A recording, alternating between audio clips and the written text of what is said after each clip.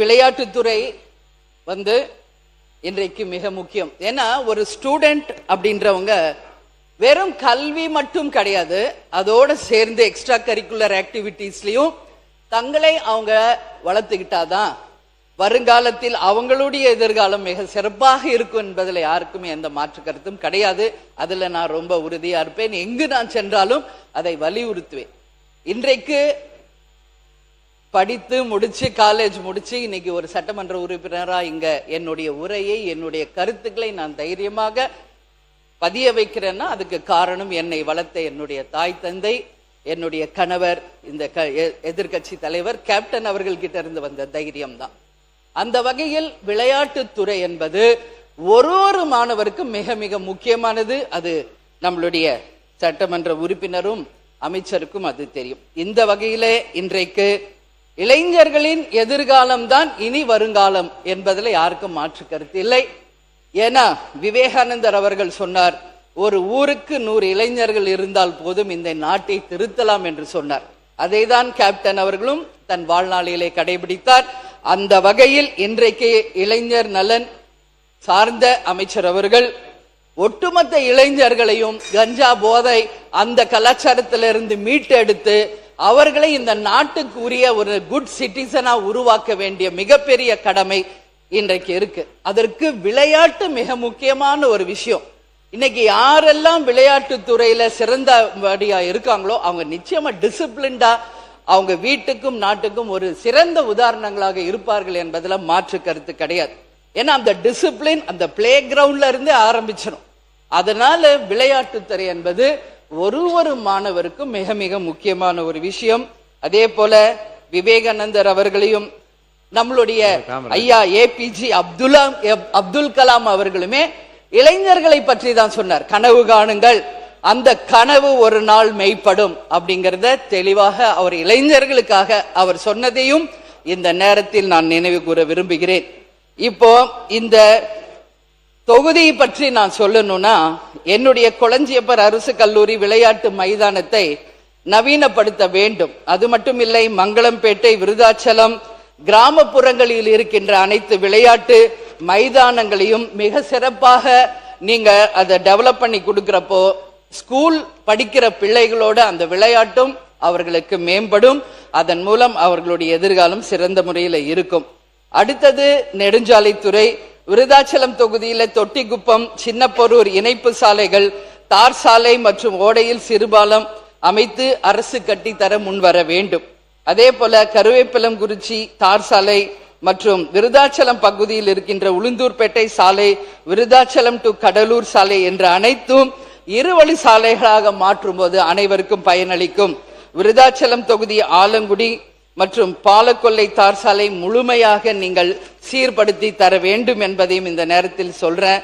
அது மட்டும் இல்லாம விருதாச்சலத்துல வயலூர் மேம்பாலத்துல விபத்துகள் அடிக்கடி ஏற்படுவதால் அந்த இடத்துல நீங்க ஒரு சிறந்த சாலை அமைப்பை உருவாக்கணும்.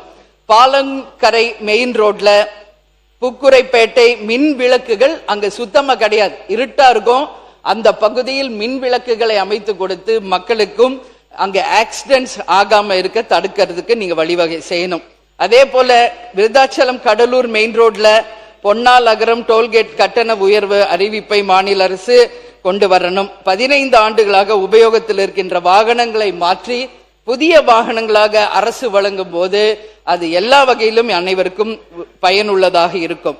விருதாச்சலம் தொகுதியில வேப்பலங்குறிச்சி, ஆலைத்துறைப்பட்டு, தீவளூர், சாத்துக்குடல் சாலையை சீரமைத்து தர வேண்டும் என்பதையும் என்னுடைய கோரிக்கையாக வைக்கிறேன். விருதாச்சலத்துல இன்னைக்கு மங்களம்பேட்டை வழியாக பரூர் தார் சாலை முழுவதும் இருவழி தார் சாலையாக அமைத்து தரணும் சொல்லி நான் கேட்டுக்கிறேன். அதே மாதிரி புதுக்கூரைப்பேட்டை மேம்பாலத்துல மின் விளக்குகள் இதுவரைக்கும் அமைக்கப்படவில்லை. மேம்பாலம் அமைச்சிட்டாங்க எவ்வளோ ரூபாய் செலவு பண்ணி, ஆனா ஒரு லைட் கூட அங்க கிடையாது.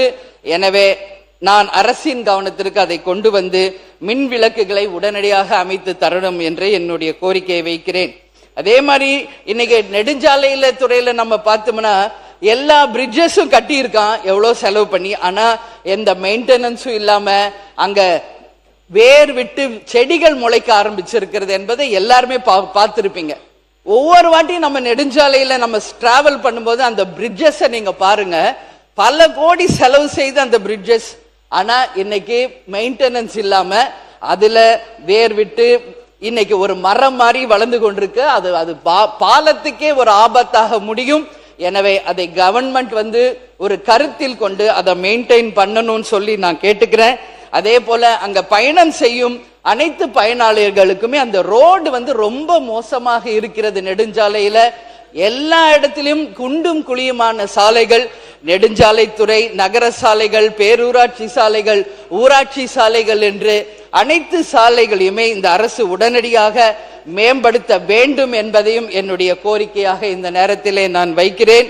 அதே மாதிரி இன்னைக்கு கட்டிடங்கள் அப்படின்னு சொன்னா, நாம் இங்க பேசிக்கிட்டு இருக்கிற இந்த கட்டிடமே ஆங்கிலேயர் காலத்துல கட்டின கட்டிடம். இட்ஸ் ஹெரிட்டேஜ் பில்டிங் அப்படின்றத நாம பெருமையோட பதிய வைக்கணும். அது போல தமிழ்நாடு முழுக்க இன்னைக்கு எத்தனையோ ஹெரிட்டேஜ் பில்டிங்ஸ் இருக்கு. அது அத்தனையுமே நீங்க சிறந்த முறையில மெயின்டைன் செய்து வெளிநாட்டுகளுக்கு இணையாக இந்த கட்டடங்களை நாம ஹெரிட்டேஜ் பில்டிங்ஸா காலத்துக்கும் இந்த பில்டிங்ஸ் பேர் சொல்ற அளவு நீங்க எல்லாமே அதை சரி செய்யணும்னு சொல்லி நான் கேட்டுக்கிறேன். ஏன்னா இன்னைக்கு நம்ம தமிழ்நாடு முழுக்க போறோம், ஒரு கவர்மெண்ட் கட்டடத்தை பார்க்கிறோம், அதே ஒரு தனியார் கட்டடத்தை பார்க்கிறோம். ஆனா கவர்மெண்ட் கட்டடம் எந்த மெயின்டெனன்ஸும் இல்லாம பார்க்கும்போது இது கவர்மெண்ட் கட்டடம் அப்படின்னு சொல்ற அளவுல தான் இருக்கு. இதான் உண்மை. ஆனா இதே ஒரு தனியார் கட்டடம்னா எல்லா ஃபெசிலிட்டியோட சிறப்பா இருக்கு.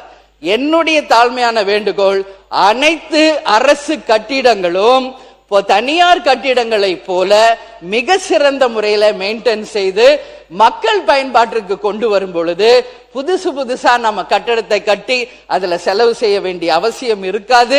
இது ஒரு சிறு கிராமத்திலிருந்தே, நம்மளுடைய சிறு கிராமத்திலிருந்து தொடங்கி நகரம் வரைக்கும் அது வரணும்.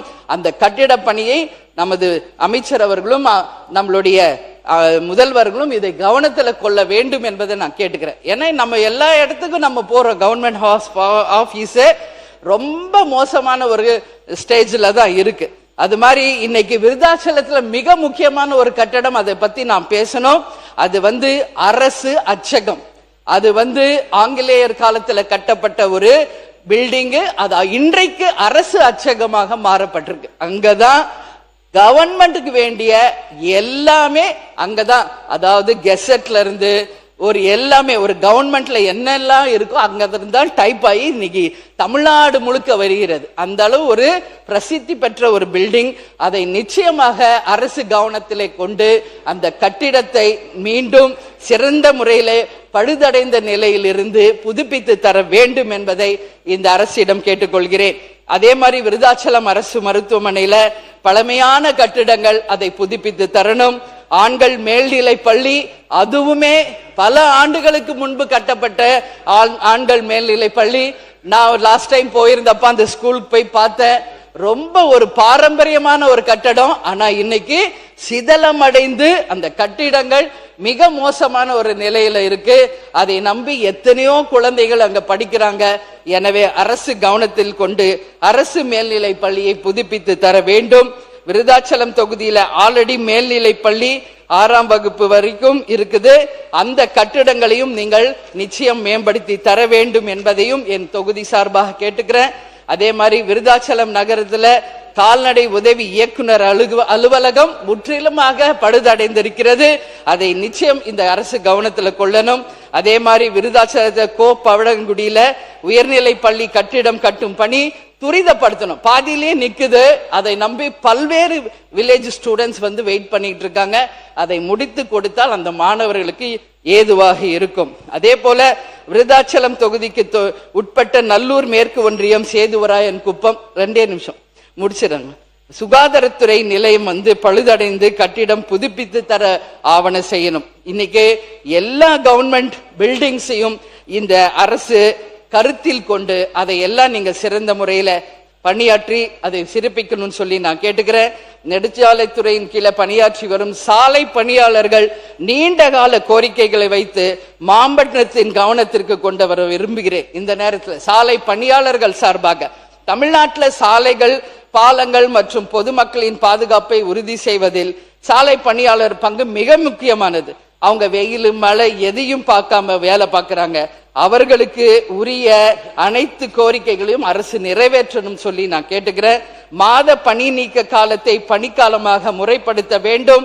அதே போல 41 மாதம் பணி நீக்கம் செய்யப்பட்டிருந்த காலத்தை உயர்நீதிமன்ற தீர்ப்பின் அடிப்படையில பணிக்கால கணக்கிட்டு ஊதியம், பணப்பலன்கள் மற்றும் ஓய்வூதிய பலன்களுக்கு உரிய முறையில் கணக்கில் எடுத்துக்கொள்ள வேண்டும் என்பதையும், உயர்நீதிமன்ற தீர்ப்பு இருந்தும் அது முழுமையாக நடைமுறைப்படுத்தாத நிலை இருப்பதால் அரசு உடனடியாக அதை அரசாணை புதுப்பித்து இந்த பிரச்சனைக்கு தீர்வு காண வேண்டும் என்றும், நெடுஞ்சாலைத்துறையில் காலியாக உள்ள சாலை பணியாளர்கள் பணியிடங்களை உடனடியாக நிரப்ப வேண்டும் என்றும், நெடுஞ்சாலைத்துறையில் சாலை பணியாளர்களுக்கான பணியிடங்கள் அதிக அளவில் காலியாக இருக்கிறது, அதையும் அரசு கருத்தில் கொள்ள வேண்டும் என்று கேட்டுக்கொள்கிறேன். சாலை பராமரிப்பு பணிகளுக்கு தேவையான பணியாளர்களின் எண்ணிக்கையை கருத்தில் கொண்டு உடனடியாக அந்த காலி பணியிடங்களை நீங்கள் நிரப்பணும். அது மட்டுமில்ல, அந்த பற்றாக்குறையை நீக்கி சாலை பணிகளை துரிதமாக்க வேண்டும் என்பதை கேட்டுக்கொள்கிறேன்.